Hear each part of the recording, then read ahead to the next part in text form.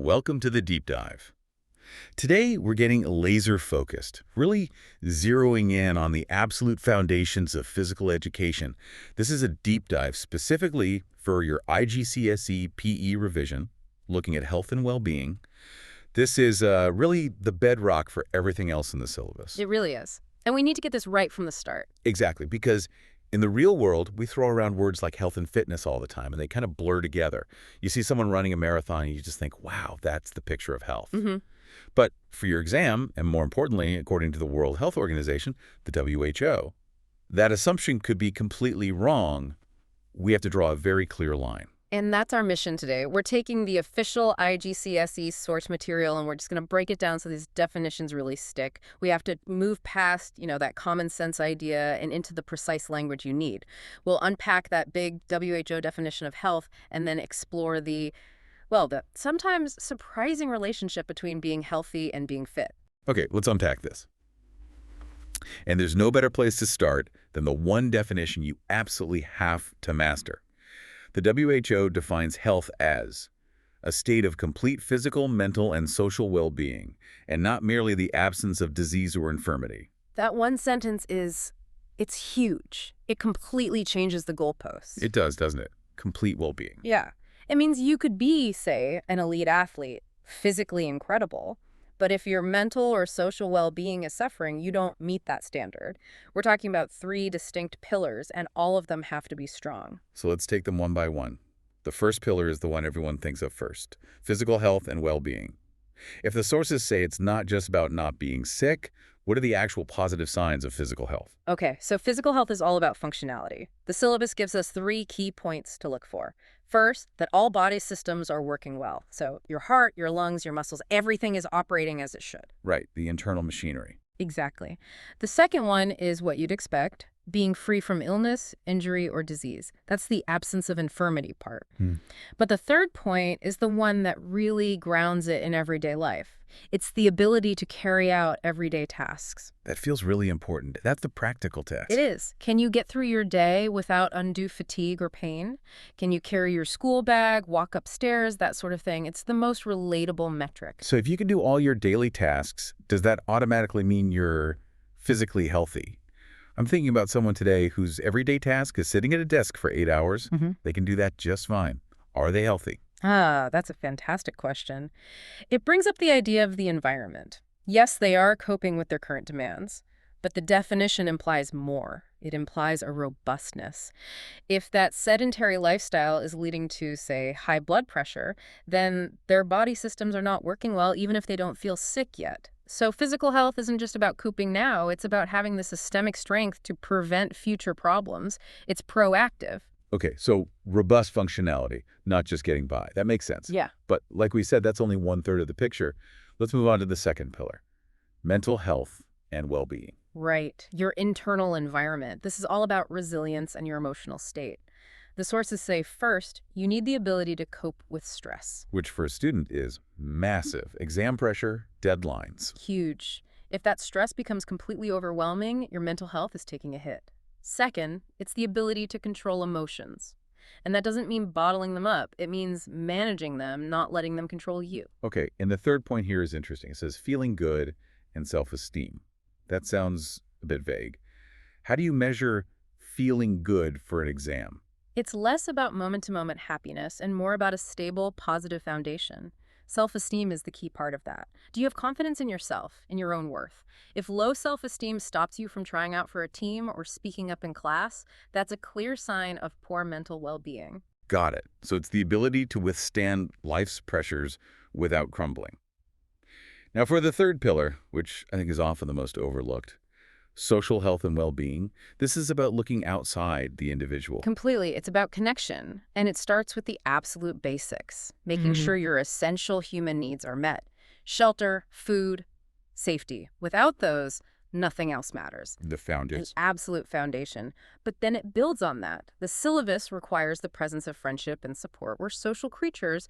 We need that network to buffer stress, which, links right back to the mental pillar. They're all connected. They're totally connected. And the last 2 points really drive that home.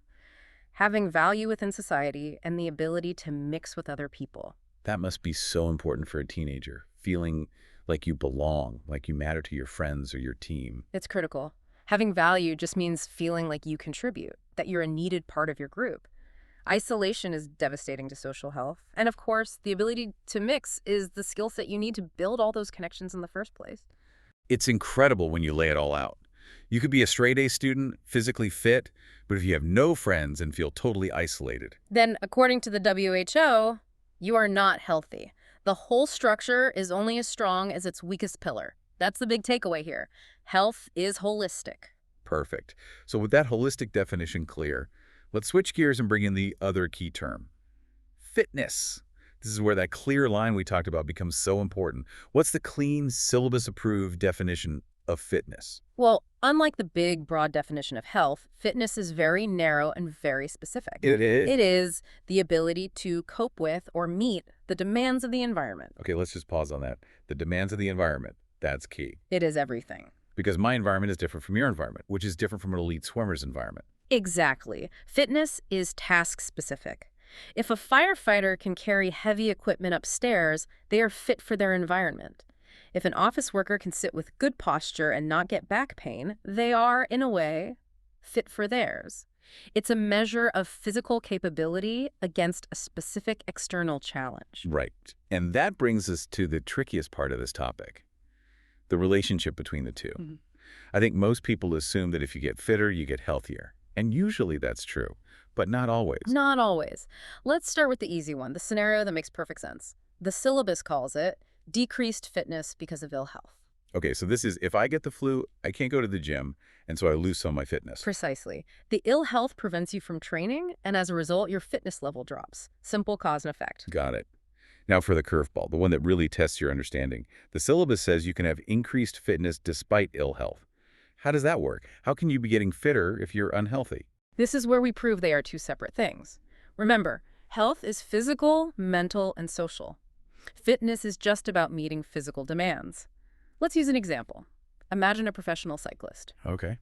Physically, they're at the absolute peak. Their cardiovascular system is incredible, they are training every day, and their race times are improving. Their fitness is clearly increasing. Right, they are supremely fit for their environment, the bike. Supremely fit. But let's say this cyclist also suffers from a serious eating disorder and deep depression. Those are forms of ill health. They fail the mental health pillar. Maybe they're isolated from friends and family because of their training schedule, so they fail the social pillar too. Ah, I see. So even though their body is getting more and more capable of cycling. Their complete state of well-being is poor. They are unhealthy, but because they can still train, their fitness is increasing. That is such a clear way to put it. So high fitness is not proof of good health. That is the single most important distinction to take away from this. Health is the whole person. Fitness is a measure of physical performance. So now that we know the difference, let's talk application, the what you need to do part. If the goal is this complete holistic health, what does this syllabus say we need to do to maintain it?